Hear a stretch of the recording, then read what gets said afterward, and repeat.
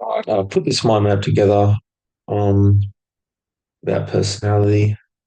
It's one of those topics where the theories sort of only really make sense when you can see them all sit next to each other. They're all sort of all stacked on top of each other. From the early theories to later, they're all sort of built on top of each other.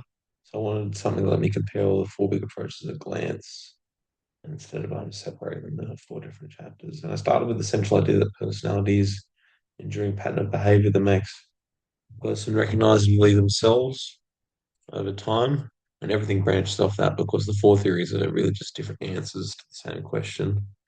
The first was the psychodynamic approach, which was Freud. I mapped his idea that personality is an internal structure made of three parts. There was four key ideas on his work, and three of them are the personality parts. With the id as the primitive desire, the superego as internalized morality, and ego as the mediator between them. Also wanted to capture psychic determinism, the idea that nothing we do is truly accidental. There are no things that come out of nothing.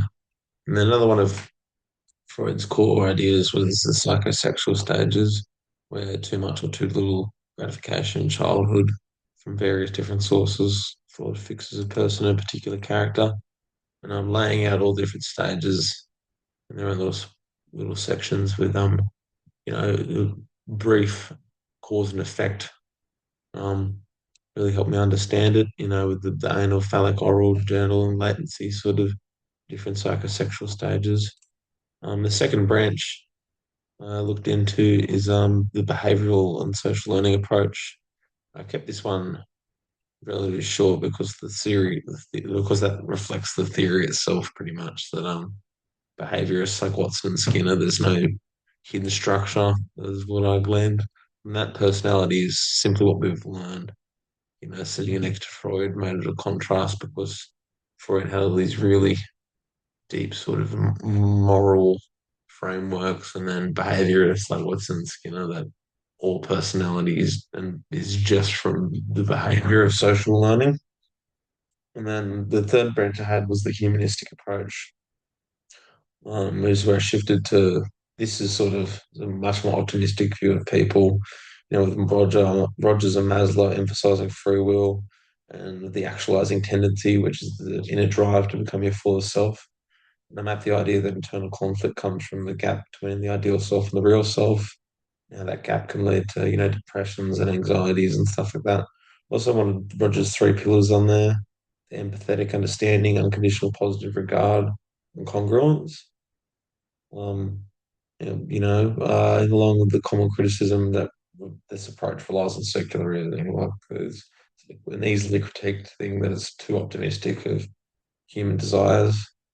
And the criticism mattered, I feel, because it's easy to simply critique Freud's or Watson and Skinner from being too basic, but Rogers and Maslow does sound pleasant on initial insight, but that is one of its potential criticisms. And the fourth branch was trait theory.